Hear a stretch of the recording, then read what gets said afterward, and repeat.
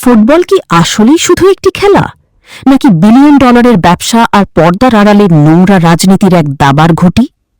2026 FIFA বিশ্বকাপে FIFA world cup 2026 এসে এই প্রশ্নটি এখন ফুটবল বিশ্বের সবচেয়ে বড় বিতর্ক।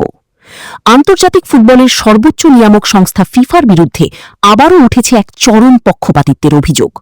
আর এই বৈষম্যের শিকার অন্য কেউ নয়, স্বয়ং ইসলামিক বা মুসলিম প্রধান দেশগুলো।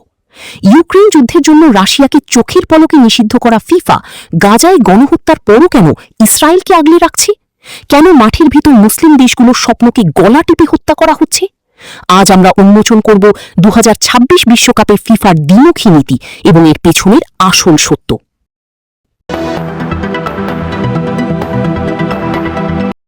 বিতর্কের আগুনটা প্রথম দাউ দাউ করে জ্বলে ওঠে আর্জেন্টিনার বিপক্ষে মিশরের সেই ঐতিহাসিক রাউন্ড অফ 16-এর ম্যাচে।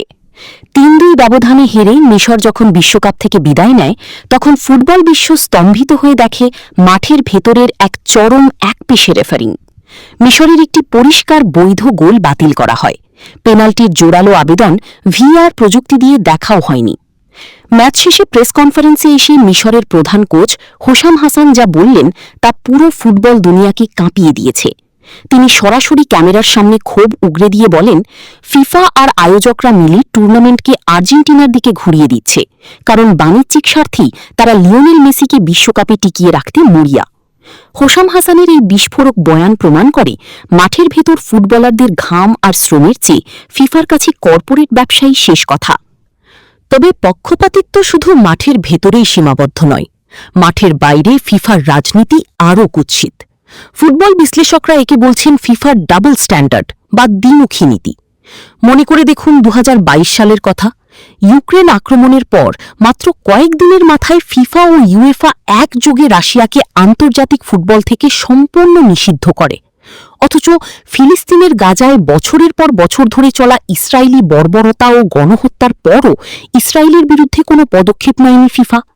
ফিলিস্তিন ফুটবল অ্যাসোসিয়েশন এবং বিশ্বের বহু মুসলিম দেশ বারবার ইসরায়েলকে নিষিদ্ধ করার আনুষ্ঠানিক দাবি জানালেও ফিফা কাউন্সিল বিষয়টিকে ঠান্ডা ঘরে ফেলে রেখেছে। ফিফা প্রধান জিয়ান্নি ইনফান্তিনো একে জটিল আইনি বিষয় বলে এড়িয়ে গেছেন। কিন্তু আসল সত্যিটা কি জানেন? মার্কিন যুক্তরাষ্ট্রের ট্রাম্প প্রশাসনের চরম রাজনৈতিক চাপ আর পশ্চিমা স্পন্সরদের বিলিয়ন ডলারের লবিংয়ের কাছে ফিফা আজ সম্পূর্ণ আত্মসমর্পণ করেছে। 27 জুন 2026, সিয়াটল। মিশর 5 মিনিটেই 1-0 এগিয়ে যায় মাহমুদ সাবেরের গোলে। 9 মিনিটে ইরান পেনাল্টি পায়। রামিন রেজাইয়ান গোল করেন, স্কোর 1-1। প্রথম বড় বিতর্ক আসে 62 মিনিটে।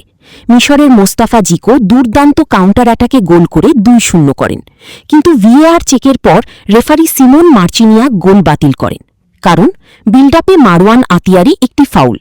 ফক্সের ধারাভাষ্যকার রব গ্রিন বলেন, 100 গজ দূরে পায়ের আঙুলে পা লাগা ভিএআর আনার কারণ হতে পারে না।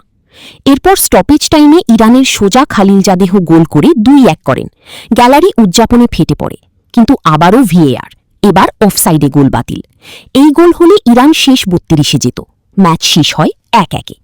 2026 বিশ্বকাপের গ্রুপ পর্বেই রেকর্ড ভিএআর ইন্টারভেনশন। শুধু ইরান মিশর ম্যাচেই ছিল 7টা হলুদ কার্ড, 2টা ভিএআর চেক। ফিফার ডেটা বলছে গড়ে প্রতি ম্যাচে 4.2টা হলুদ কার্ড, 2022 থেকে 28% বেশি। এর সাথে যোগ হয় ভিসা জটিলতা। ইরানের কিছু কর্মকর্তা যুক্তরাষ্ট্রের ভিসা পাননি। ইরান ফেডারেশনের সভাপতি মেহদি তাজ পরে বলেন, বিশ্বকাপে অংশ নেওয়া তাদের বড় কূটনৈতিক হাতিয়ার, তবে আয়োজকদের 10টি শর্ত মানতে হবে। ম্যাচের পর ইরান ফুটবল ফেডারেশন বিবৃতি দেয়, আমরা গর্ব নিয়ে বিদায় নিচ্ছি। কিন্তু প্রশ্ন রয়ে গেল, প্রতিটি দল কি সত্যিই সমান শর্তে খেলেছে? তারা সরাসরি ফিফার নাম না বললেও লজিস্টিক ব্যবস্থা ও পরিস্থিতির ফেয়ারনেস ক্ষুণ্ণ করেছে বলে উল্লেখ করে। এবারের বিশ্বকাপের যৌথ আয়োজক মার্কিন যুক্তরাষ্ট্র, কানাডা এবং মেক্সিকো। আর আমেরিকার কঠোর ভিসা নীতির কারণে মুসলিম ও আফ্রিকান দেশের খেলোয়াড়দের পড়তে হচ্ছে চরম বৈষম্যের মুখে। আফ্রিকার বর্ষসেরা সোমালি রেফারি ওমর আরতানকে ট্রাম্প প্রশাসনের নতুন ভ্রমণ নিষেধাজ্ঞার কারণে যুক্তরাষ্ট্রে ঢোকার ভিসাই দেওয়া হয়নি। ইরাকের পোস্টার বয় আইমিন হোসেনকে বিমানবন্দরে ঘণ্টার পর ঘণ্টা আটকে রেখে অপমানজনক জেরা করা হয়েছে। শুধু তাই নয়, ইরানের পুরো ফুটবল দলকে নিরাপত্তা ও রাজনৈতিক অজুহাতে আমেরিকার মূল ভূখণ্ডে ক্যাম্প করতে না দিয়ে মেক্সিকোতে পাঠিয়ে দেওয়া হয়েছে। ফিফা বিশ্বায়নের কথা বললেও আমেরিকার এই বৈষম্যমূলক আচরণের বিরুদ্ধে টুর্নামেন্ট কর্তৃপক্ষ একটি টু শব্দও করেনি। বিশ্বজুড়ে তীব্র সমালোচনা আর মুসলিম দেশগুলোর বিশাল ফুটবল বাজার হারানোর ভয়ে ফিফা অবশ্য কিছু কিছু জায়গায় মুসলিম সংস্কৃতির প্রতি নমনীয় হওয়ার ভান করেছে। যেমন এবারের বিশ্বকাপে দল সংখ্যা 48 করার কারণে রেকর্ড সংখ্যক 13 থেকে 14টি মুসলিম দেশ খেলার সুযোগ পেয়েছে। জর্ডান ও উজবেকিস্তানের মতো দেশ প্রথমবারের মতো বিশ্বমঞ্চে পা রেখেছে। ধর্মীয় অনুভূতির প্রতি তথাকথিত সম্মান দেখিয়ে ফিফা নিয়ম করেছে, কোনো মুসলিম খেলোয়াড় ম্যান অব দ্য ম্যাচ হলে ট্রফি এবং ছবির ব্যাকড্রপ থেকে মদের স্পন্সরের মিকেলোব আল্ট্রা এর লোগো সম্পূর্ণ ঢেকে দেওয়া হবে। সৌদি আরবের পতাকায় পবিত্র কালিমা থাকায় তা যেন মাটিতে না পড়ে তার কড়া নির্দেশ দেওয়া হয়েছে এবং স্টেডিয়ামে ফিলিস্তিনের পতাকা ওড়ানোর অনুমতি দেওয়া হয়েছে। কিন্তু প্রশ্ন হল, এই সামান্য ছাড়গুলো কি আসলেই সম্মান, নাকি বিশ্বজুড়ে চলা সমালোচনা থেকে বাঁচতে ফিফার I wash? Reuters USA today মিশর কোচের অবিচার মন্তব্যকে হেডলাইন করেছে, দ্য সান রিগড গেম শিরোনাম দিয়েছে। আবার অনেক বিশ্লেষক বলছেন রেফারি মার্চিনিয়াকের সিদ্ধান্তগুলো আইনের মধ্যে ছিল। ভারের ব্যবহার নিয়ে প্রশ্ন থাকলেও অফসাইড বা ফাউল প্রযুক্তিগতভাবে সঠিক ছিল।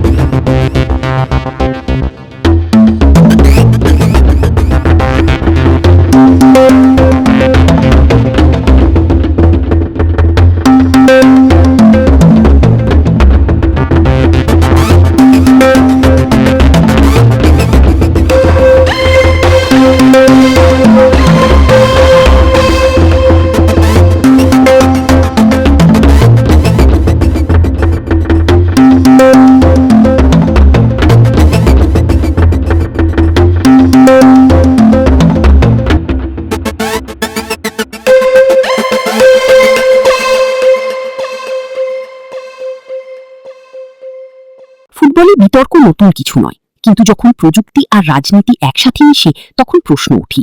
মোট কথা, এবারের বিতর্কের কেন্দ্রে ভারের ব্যবহার। ইরান মিশর বাদ পড়ার পর ফেয়ার প্লে শব্দটা নিয়ে প্রশ্ন উঠেছে। ফিফা বলছে সিদ্ধান্ত আইন অনুযায়ী, কিন্তু দলগুলো বলছে আইন থাকলেই ন্যায় বিচার হয় না। স্ক্রিনের পেছনের আসল সত্যিটা হল, আধুনিক ফুটবল এখন আর শুধু মাঠের 11 জনের লড়াই নয়, এটি বিশ্ব রাজনীতির অন্যতম বড় হাতিয়ার। পশ্চিমা পরাশক্তিগুলোর ইশারা, কর্পোরেট বিলিয়ন ডলারের স্পন্সরশিপ আর আমেরিকার মতো শক্তিশালী দেশের রাজনৈতিক চাপের সামনে ফিফা আজ একটি ঠুঁটো জগন্নাথ। আর সেই কারণেই রাশিয়ার জন্য যে নিয়ম, ইসরায়েলের জন্য সেই নিয়ম খাটে না। মাঠের ভেতর মিশরের স্বপ্নের যে মৃত্যু হয় তার বিচার অধরাই থেকে যায়। এই পুরো বিষয়টি নিয়ে আপনার মতামত কি? ফিফা কি আসলেই মুসলিম দেশগুলোর সাথে দ্বিমুখী নীতি দেখাচ্ছে? হুসাম হাসানের অভিযোগ কি শতভাগ সত্যি? আপনার মূল্যবান মন্তব্য নিচের কমেন্ট বক্সে লিখে জানান।